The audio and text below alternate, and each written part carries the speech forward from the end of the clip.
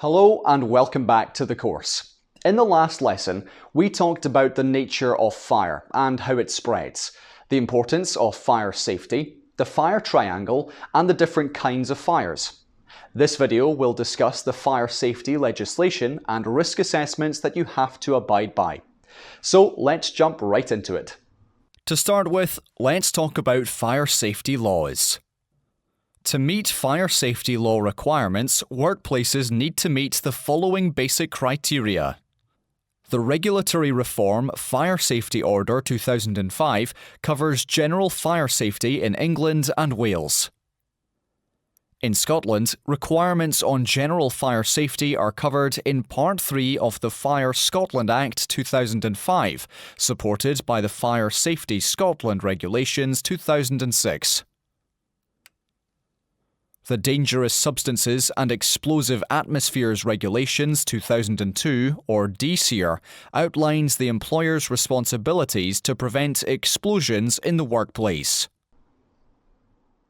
The Dangerous Substances and Explosive Atmospheres Regulations 2002, DSEER, require employers to assess the risk of fires and explosions arising from work activities involving dangerous substances and to eliminate or reduce these risks.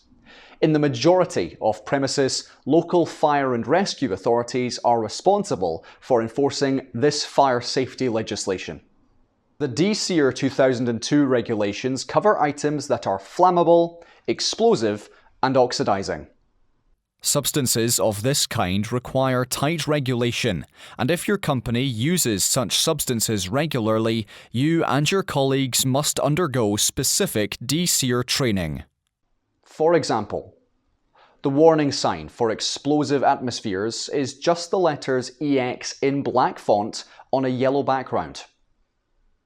A triangular symbol indicates there is an explosive atmosphere nearby.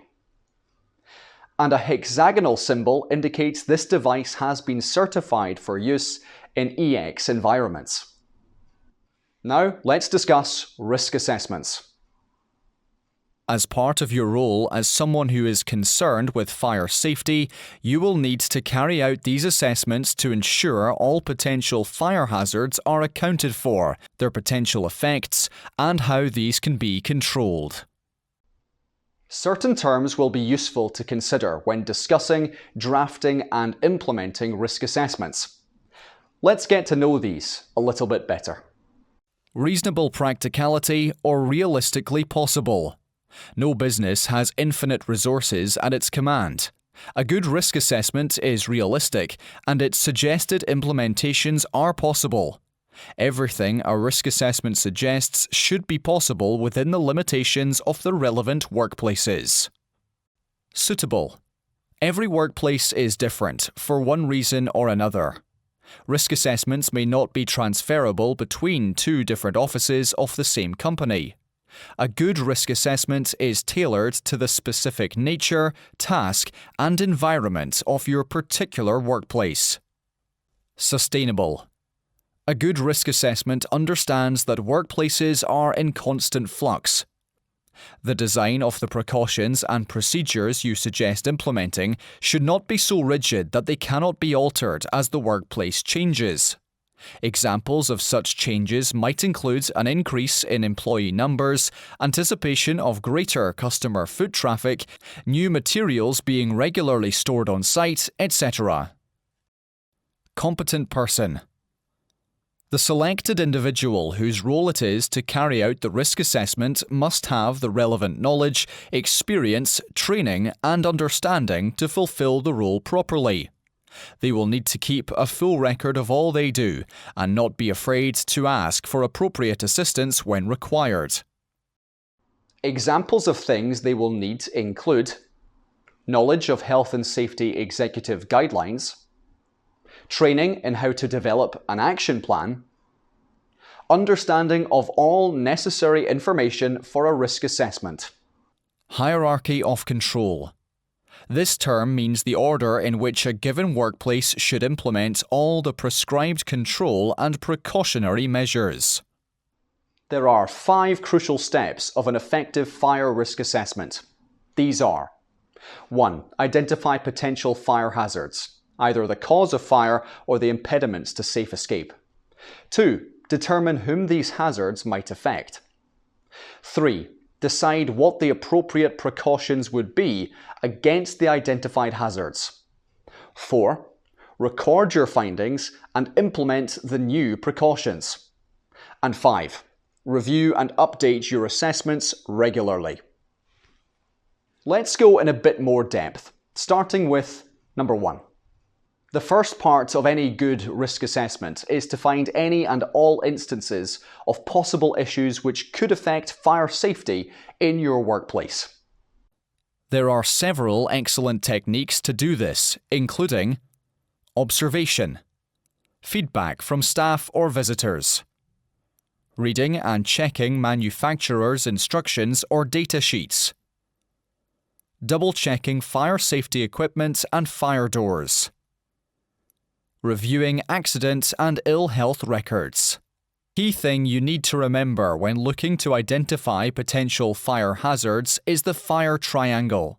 So you should find sources of ignition. Things like electrical equipment, ovens, naked flames, anything that could generate a spark. Locate potential fire fuels, flammable chemicals, paper, wood, cooking oil, etc. Log them, catalogue them, and keep them as far away from sources of ignition as possible. Determine additional sources of oxygen. Are there any oxidizing chemicals in your office? Are there fans or ventilation systems that could redirect air? Can these be shut down in the event of a fire? As for number 2, consider who is at risk in the event of specific fires in specific places. If you've identified where a fire could happen, find out who it would affect. Potential risk-laden groups could include employees, customers, visitors, and members of the public. Lone workers or night workers are at greater risk in the event of a fire. Once you have finished identifying and cataloguing all the risks uncovered by your examinations in steps 1 and 2, step 3 involves how to either control the risks you can't remove or prevent certain risks from happening in the first place, i.e., eliminate risk or minimize potential danger. Some examples of potential options could include relocating possible sources of ignition and fuel so that they are as distant from potential sources of ignition as possible, installing additional evacuation routes and fire detection systems, training staff in fire safety procedures, and so on. Step 4 entails recording your findings and implementing improvements. If your workplace, business, or institution has 5 employees or more, you are legally obligated to record the nature of your risk assessment findings. Even if you have fewer employees, this is still a very good idea. Do this in as much detail as possible. Ensure that they are dated and that they are stored securely and accessibly. And finally, step 5 is to review and update your risk assessment. You need to set a regular routine of checking and rechecking to see whether enough has changed that a change in fire safety protocols is needed. Now, while there is no legally mandated time window as to how often you need to do this, a maximum gap between assessments of 6 months is recommended. The formal, legally required, large-scale risk assessments are not the only things you need to do when assessing the safety of a given work environment. You also need to proactively monitor the level of risk present on a weekly and even daily basis. Keep a sharp eye out for fire hazards throughout the day, and take specific action to reduce risks if you find any. And lastly, fire safety laws are enforced at the local level. Depending upon where you live, this will be one of 2 types of council or local authority: a county council, a unitary town city council. Double check which of these most applies to your area, as sometimes it isn't immediately obvious. That's it for laws and risk assessment concerning fire safety. There are a lot of details in this lesson, and we know it can get overwhelming. Rewatch the lesson if you need. Otherwise, we'll see you in the next one.